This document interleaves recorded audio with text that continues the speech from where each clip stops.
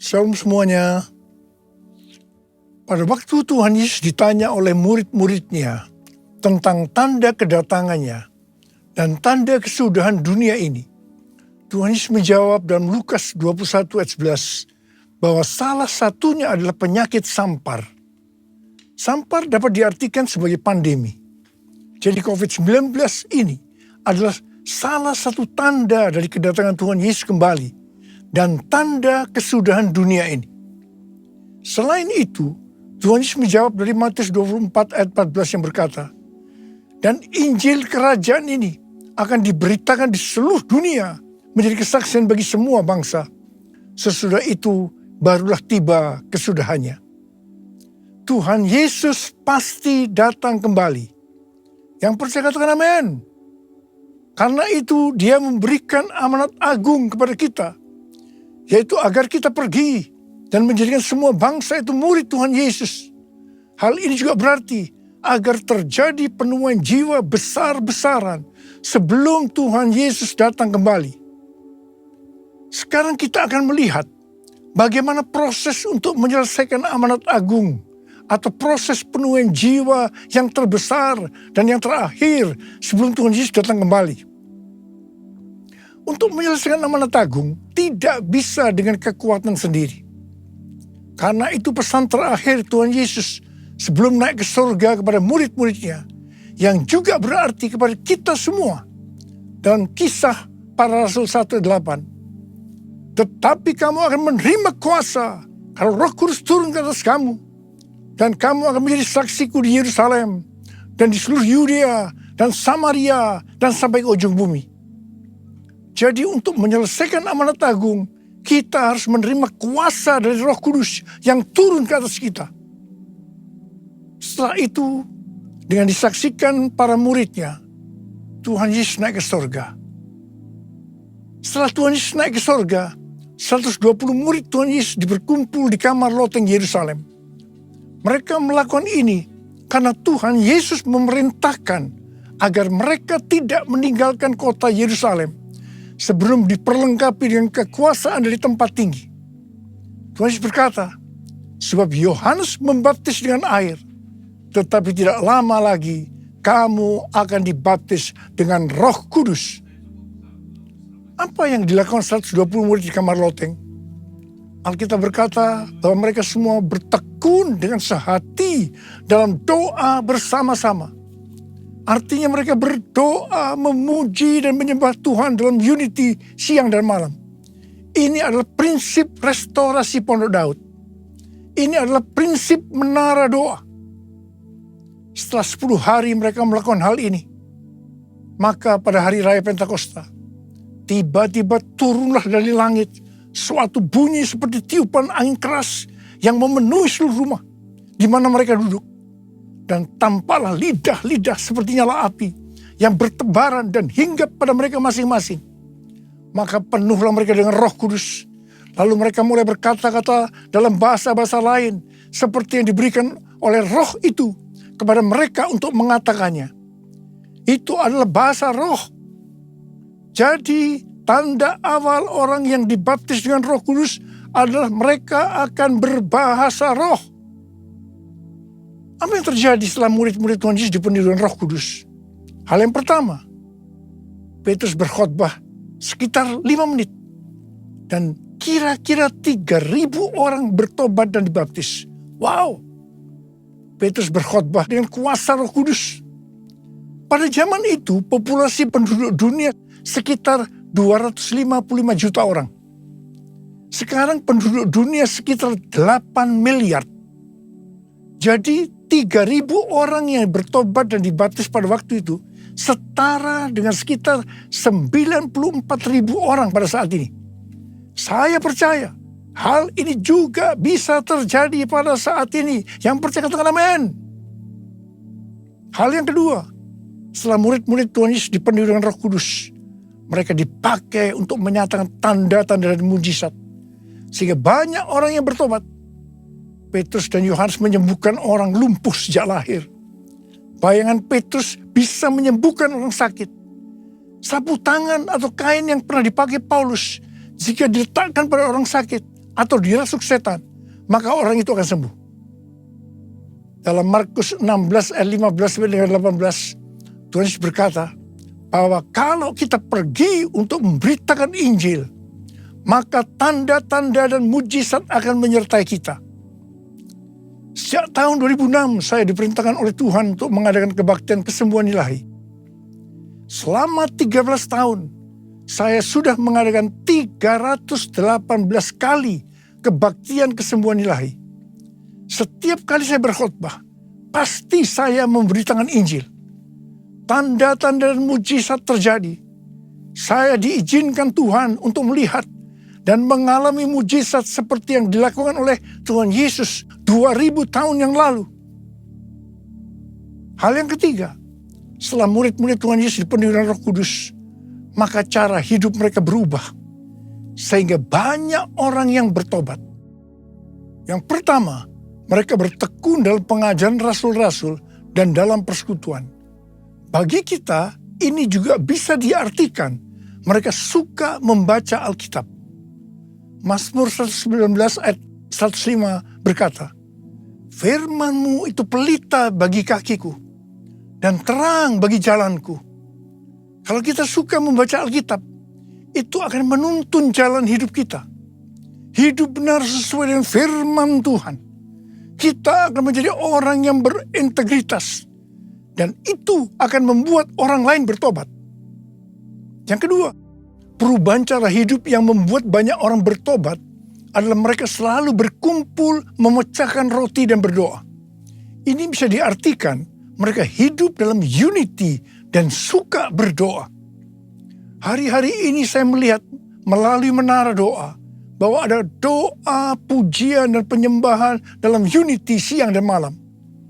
Saya percaya kalau Tuhan sudah berikan kepada kita beban untuk berdoa seperti ini, maka ini merupakan tanda bahwa Pentakosta ketiga yang dahsyat akan turun dan akan terjadi penuaian jiwa yang terbesar dan yang terakhir sebelum Tuhan Yesus datang kembali. Yang ketiga, perubahan cara hidup jemaat yang membuat banyak orang bertobat, yaitu karena mereka suka memberi sehingga tidak ada yang berkekurangan. Dalam kondisi krisis ekonomi akibat pandemi dan juga perang, hari-hari ini justru Tuhan Yesus menghendaki agar kita suka memberi. Alkitab berkata, adalah lebih berbahagia memberi daripada menerima. Lukas 6 ayat 38 berkata, "Berilah dan kamu akan diberi. Suatu takaran yang baik, yang dipadatkan, yang digoncang, dan yang tumpah keluar akan dicurahkan ke dalam ribaanmu. Sebab ukuran yang kamu pakai untuk mengukur akan diukurkan kepadamu." Yang keempat, perubahan cara hidup jemaat yang membuat banyak orang bertobat, yaitu mereka selalu bergembira dengan tulus hati sambil memuji Allah. Hidup dengan tulus hati artinya hidup sebagai orang yang berintegritas. Jadi perubahan-perubahan yang terjadi dalam cara hidup jemaat yang membuat banyak orang bertobat adalah mereka suka membaca Alkitab. Mereka suka berdoa. Mereka hidup dalam unity. Mereka suka memberi. Mereka suka memuji Allah dan bergembira. Tulus hati atau hidup berintegritas. Dikatakan bahwa mereka disukai semua orang. Dan tiap-tiap hari jumlah orang yang diselamatkan bertambah. Haleluya! Haleluya! Terpujilah Tuhan. Haleluya! Terpujilah Tuhan. Haleluya! Terpujilah Tuhan. Yesus, aku percaya. Yesus, aku percaya. Yesus, aku percaya. Yesus, aku percaya. Kau pulihkan, sembuhkan, mujizat di dalam hidupku. Haleluya. Terpujilah Tuhan. Haleluya. Terpujilah Tuhan. Haleluya. Terpujilah Tuhan. Terpujilah Tuhan. Terpujilah Tuhan. Haleluya. Saya percaya mereka menganggap bahwa pola penuaian jiwa hanya seperti itu. Mereka sebagai orang-orang percaya hidup dalam zona nyaman. Mereka biasa berkumpul dalam unity sambil membaca Alkitab, berdoa, dan memuji Tuhan dengan sukacita. Tidak ada yang berkekurangan. Wow, siapa yang tidak mau menjadi orang Kristen? Tetapi ternyata supaya penuaian jiwa bertambah besar, Tuhan izinkan proses berikutnya terjadi, yaitu aniaya menimpa jemaat di Yerusalem. Selain rasul-rasul, maka mereka harus lari meninggalkan Yerusalem. Mereka pergi ke Yudea dan Samaria sambil memberitakan Injil. Jadi kalau tadinya penuaian jiwa hanya terjadi di Yerusalem saja, sekarang mereka menyebar ke seluruh Yudea dan Samaria. Dan pola penuaian jiwa yang seperti ini masih terjadi sampai hari ini. Catatan sejarah gereja selama berabad-abad menunjukkan bahwa semakin gereja ditekan, justru Injil semakin menyebar dan diberitakan kemana-mana. Karena itu Tuhan izinkan hari-hari ini penderitaan, aniaya itu terjadi di antara orang-orang percaya, supaya terjadi penuaian jiwa yang lebih besar. Saya percaya melalui masa pandemi COVID-19 yang membuat kita tidak nyaman, banyak mengalami tekanan, ada yang mengalami sakit, bahkan ada yang meninggal. Tapi justru ini akan mempersiapkan penuaian jiwa yang terbesar dan yang terakhir dalam era Pentakosta ketiga ini sebelum Tuhan Yesus datang kembali. Melalui semua ini, mari kita katakan bersama-sama, Tuhan Yesus, Engkau baik, Engkau sungguh baik dan sangat baik. Mari taruh tangan kanan kita di dada kita kepada saya.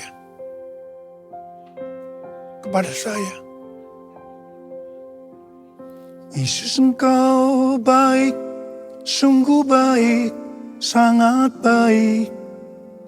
Yesus, Engkau baik, sungguh baik, sangat baik. Kasih-Mu tak berkesudahan, kasih-Mu kekal selamanya.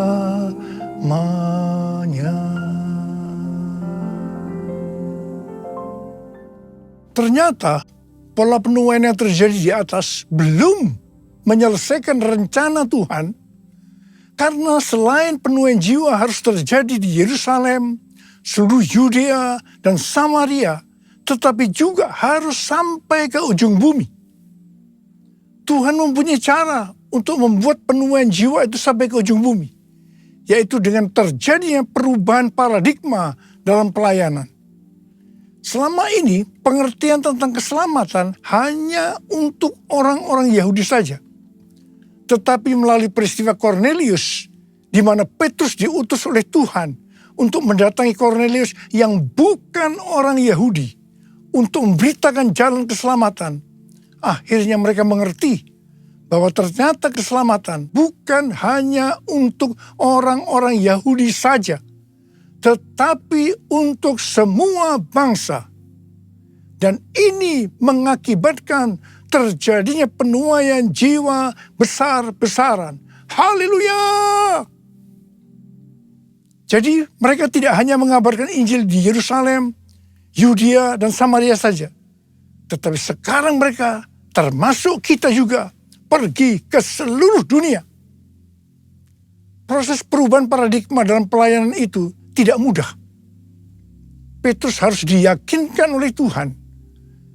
Kalau Tuhan berkata halal, jangan kamu berkata haram. Orang-orang yang bukan Yahudi adalah haram di mata orang Yahudi.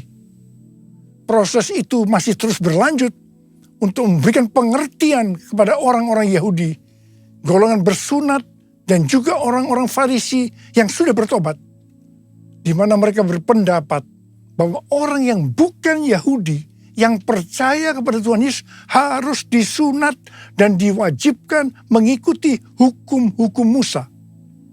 Tetapi melalui sidang di Yerusalem, akhirnya mereka mengerti dan bisa menerima bahwa keselamatan bukan hanya untuk orang-orang Yahudi saja, tetapi untuk semua bangsa. Katakan amin. Layaklah segala bangsa sujud kepadamu,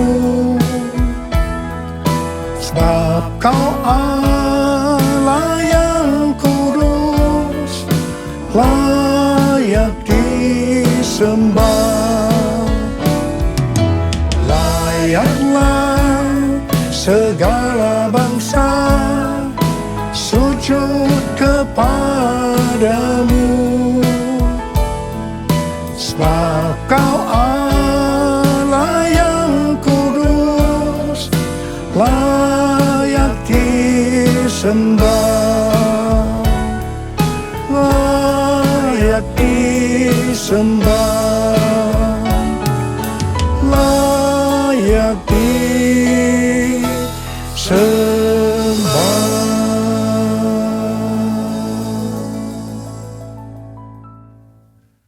Kita diingatkan bahwa tema tahun 2022 yang lalu adalah tahun paradigma yang baru. Di sini Tuhan mengingatkan bahwa untuk menyelesaikan amanat agung, kita akan dituntun oleh Roh Kudus untuk menggunakan paradigma yang baru atau cara-cara yang baru. Tahun 2023 adalah tahun untuk bangkit dan jadi pemenang. Kita harus lebih peka terhadap tuntunan Tuhan supaya menjadi pemenang. Pada awal pelayanan saya termasuk salah seorang yang dipakai oleh Tuhan untuk melakukan paradigma yang baru dalam pelayanan untuk menyelesaikan amanat agung. Sebagai contoh, dalam hal membuka gereja baru. Dalam hal cara ibadah dengan doa, pujian, dan penyembahan. Dalam hal tempat ibadah yang dilakukan bukan di gedung gereja dan lain-lainnya. Semua itu selalu diawali dengan pro dan kontra. Sama dengan yang terjadi pada waktu zaman kisah para rasul tadi. Pada tahun 2009, Tuhan berbicara kepada saya bahwa Tuhan akan mencurahkan Roh Kudus sehingga akan terjadi pencurahan Roh Kudus yang dahsyat.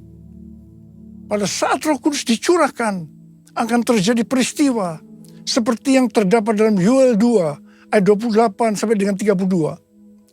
Di sini disebutkan bahwa pada saat Roh Kudus dicurahkan, akan ada 3 tanda yang terjadi.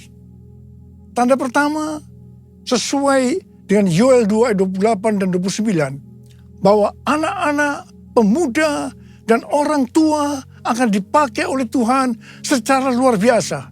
Amin. Tanda yang kedua, sesuai dengan Yoel 2 ayat 30, maka akan terjadi mujizat yang luar biasa. Tanda ketiga, sesuai dengan Yoel 2 ayat 31, maka akan terjadi goncangan-goncangan yang dahsyat. Dengan adanya 3 tanda ini, maka Yoel 2 ayat 32 akan digenapi. Akan banyak orang yang berseru kepada nama Tuhan. Dan mereka yang berseru kepada nama Tuhan akan diselamatkan. Ini berarti akan terjadi penuaian jiwa yang besar. Roh Kudus, Kau hadir di sini. Roh Kudus, ku mengasihimu. Kau lembut, Kau manis, Kaulah penghiburku, penolongku, diutus Bapakku. Ku buka hati untuk Roh Tuhan. Ku buka hati menyembah-Mu Yesus. Jamahlah kami, penuhi kami dengan kuasa Allah Maha Tinggi. Dengan kuasa Allah Maha Tinggi. Dengan kuasa Allah Maha Tinggi. Sejak tahun 2009, hampir di setiap khotbah, saya selalu mengingatkan tentang goncangan-goncangan ini. Dan ini terjadi hampir sekitar 10 tahun. Siapa mengira bahwa yang disebut dengan goncangan ini adalah pandemi COVID-19, di mana di Indonesia dimulai pada tanggal 2 Maret 2020. Kita melihat selama ini bahwa dengan adanya pandemi COVID-19 ini, telah terjadi perubahan paradigma dalam pelayanan. Pelayanan secara online terbukti merupakan alat untuk mempercepat penyelesaian amanat agung, yaitu dengan semakin cepat dan banyaknya orang yang mendengar dan mengenal Injil Kerajaan Allah. Pada tanggal 8 Februari 2023, dimulainya kebangunan rohani di Asbury University, Kentucky. Yang mereka lakukan adalah berdoa, memuji, dan menyembah Tuhan dalam unity siang dan malam. Ini adalah prinsip restorasi Pondok Daud. Ini adalah prinsip menara doa. Kebangunan rohani ini menyebar ke kampus-kampus lain di Amerika Serikat, seperti di Lee University, Oral Roberts University, dan lain-lain. Berita kebangunan rohani melanda ke seluruh dunia. Revival di Asbury University ini merupakan bagian dari penggenapan Pentakosta ketiga, di mana Tuhan melawat generasi Yeremia, yaitu anak-anak muda yang dipenuhi Roh Kudus, cinta mati-matian kepada Tuhan Yesus, tidak kompromi terhadap dosa, dan akan memenangkan banyak jiwa. Melalui revival di atas ini, Tuhan menunjukkan bahwa pola penuhin jiwa ke depan ini, saya percaya sampai dengan Tuhan Yesus datang kembali, adalah melalui menara doa. Doa, pujian, dan penyembahan bersama-sama dalam unity siang dan malam. Pelayanan seperti ini di kampus-kampus sudah berakhir. Tetapi Tuhan sedang memunculkan di Amerika Serikat yang disebut dengan Third Pentecost Azusa Street Prayer Tower, di mana pada tanggal 14 dan 15 April sudah diresmikan, sudah didedikasikan.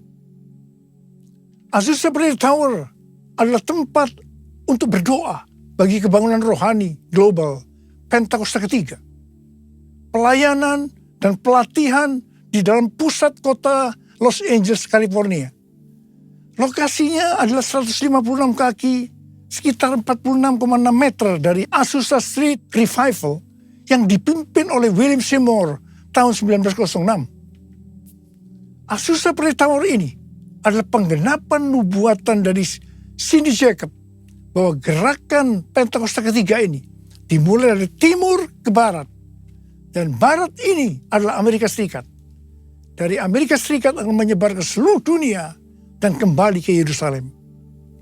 Banyak hamba Tuhan mendapatkan bahwa kita harus memperhatikan dengan seksama untuk 10 tahun ke depan, yaitu sampai dengan tahun 2033. Tahun 2033 adalah peringatan penginjilan yang ke-2000 tahun. Peringatan kematian, kebangkitan, dan kenaikan Tuhan Yesus ke sorga yang ke-2000 tahun. Juga peringatan pencurahan Roh Kudus yang berarti peringatan hari ulang tahun gereja yang ke-2000 tahun. Visi yang didapatkan oleh Empower 21 adalah pada hari Pentakosta 2033, setiap orang akan mendapatkan kesempatan untuk berjumpa secara otentik dengan Tuhan Yesus melalui kuasa dan kehadiran Roh Kudus. Rick Warren dari Southern Baptist Church mendapatkan bahwa tahun 2033 adalah goal untuk menyelesaikan amanat agung. Untuk menyelesaikan amanat agung tidak bisa dengan kekuatan sendiri, tetapi harus dengan kuasa Roh Kudus. Karena itu kita harus dipenuhi Roh Kudus. Ada berapa banyak di antara saudara yang merindukan, Tuhan, saya mau dipakai oleh Tuhan untuk menyelesaikan amanat agung. Mari angkat tangan saudara. Katakan bersama saya, penuhiku, penuhiku dengan hadirat-Mu. urapiku dengan minyak kudus-Mu. Katakan sekali lagi. Penuhiku dengan hadirat-Mu.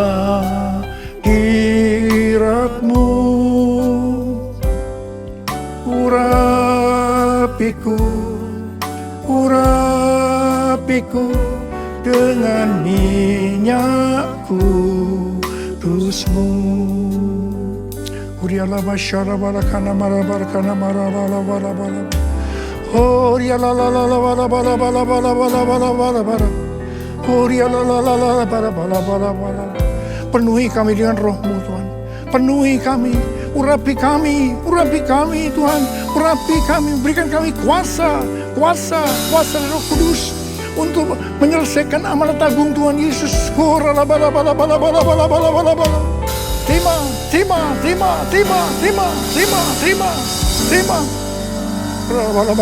Dipenuhi Roh Kudus.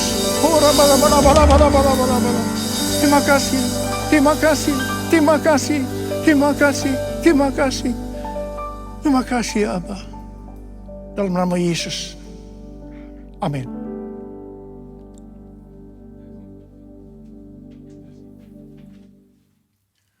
Mari saudara-saudara semua, kita akan masuk dalam perjamuan kudus. Kita akan mengingat ayat ini. Sebab setiap kali kamu makan roti ini dan minum cawan ini, kamu memberitakan kematian Tuhan sampai Ia datang. Perjamuan kudus adalah perjamuan Tuhan Yesus sendiri. Setiap kali kita masuk dalam perjamuan kudus, Tuhan Yesus selalu berkata kepada kita, biarlah ini menjadi peringatan akan aku. Karena itu, mari arahkan hati kita kepada kebaikan Tuhan. Kita akan mengingat kebaikan Tuhan. Mari turunkan kepala. Bapa, siapakah kami sebelum kami mengenal Engkau? Kami semua orang berdosa. Upah dosa adalah maut, mati. Tempatnya di neraka. Tapi Engkau yang tidak berdosa telah dijadikan dosa oleh karena kami. Engkau harus turun dari surga mulia. Mati ganti kami dengan penderitaan yang luar biasa. Sungguh kalau kami pikirkan ya Tuhan, betapa baiknya Engkau itu. Engkau jadikan kami sebagai anak-anak-Mu. Engkau berkati, Engkau tuntun, Engkau bela, Engkau sembuhkan kami. Engkau penuhi kami dengan Roh-Mu. Terima kasih Bapa. Engkau juga tegur kalau kami salah ya Tuhan. Engkau hajar kami. Itu Engkau ya Abba. Itu Engkau ya Abba. Tuhan akan memberkati kita semua melalui perjamuan kudus. Tapi Tuhan mau kita makan dan minum dengan cara yang benar. Karena itu masing-masing berdoa. Introspeksi, lihat keadaan dirimu masing-masing. Jangan menyimpan dosa. Kalau ada dosa yang Tuhan ingatkan saat ini, langsung minta ampun. Minta ampun. Supaya kita diberkati, oleh Tuhan. Ampuni ya Tuhan. Ampuni anak-anak-Mu semua. Ampuni kami semua ya Tuhan. Ampuni. Bapa layakkan kami untuk masuk dalam perjamuan kudus. Kami akan masuk dalam perjamuan kudus dengan hati yang penuh dengan ucapan syukur. Dalam nama Yesus kami berdoa. Amin.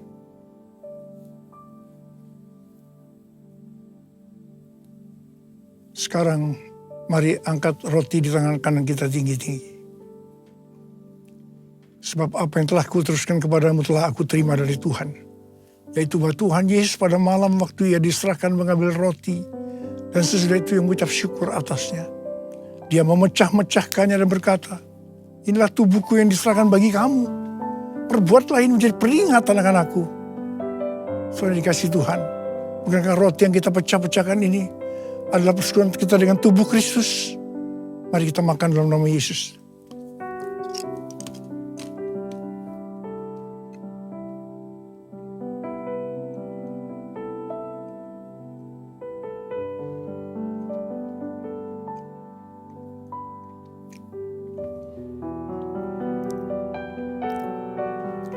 angkat cawan di tangan kanan kita tinggi-tinggi.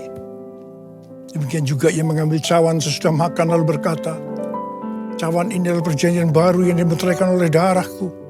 Perbuatlah ini setiap kali kamu meminumnya, menjadi peringatan akan aku.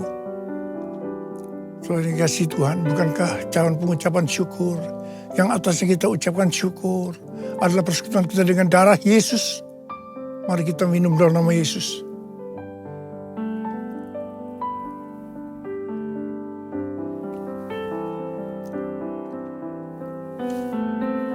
Mari kita angkat tangan kita, ucapkan syukur. Dan terima kasih kepada Tuhan dengan suara, jangan diam. Tuhan terima kasih ya Tuhan. Tuhan terima kasih ya Tuhan. Terima kasih ya Tuhan, terima kasih. Terima kasih ya Tuhan, terima kasih. Terima kasih ya Tuhan. Terima kasih ya Tuhan. Apa? Uralaba sikaralaba. Ada yang sakit? Angkat tangan saudara. Tuhan, kau melihat tangan-tangan yang terangkat. Mereka sedang sakit. Mereka mengalami masalah demi masalah. Dalam nama Yesus, sembuh. Terjadi kesembuhan saat ini. Sembuh dalam nama Yesus. Sembuh dalam nama Yesus. Sembuh. Sembuh. Oh Tuhan, terima kasih. Terima kasih. Terima kasih ya Tuhan. Terima kasih. Terima kasih ya Tuhan. Terima kasih. Terima kasih Yesusku. Terima kasih Yesusku. Puji syukur hanya bagi Tuhanku. Terima kasih Yesusku. Terima kasih Yesusku. Puji syukur hanya bagi Tuhanku. Terima kasih. Terima kasih Yesusku.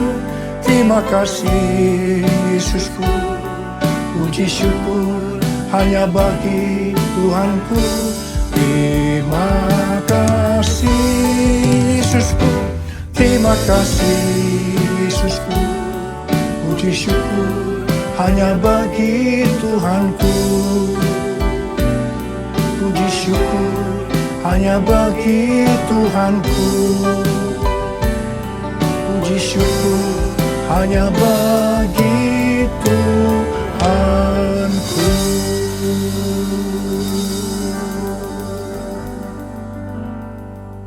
Terimalah berkat Tuhan. Kasih karunia berlimpah-limpah daripada Allah Bapa dalam anaknya yang tunggal Yesus Kristus. Persekutuan yang manis dengan Roh Kudus menyertai saudara sekalian mulai hari ini. Sampai Tuhan Yesus datang menjemput kita di awan-awan dan bahkan sampai selama-lamanya. Yang percaya bersama-sama katakan, amin.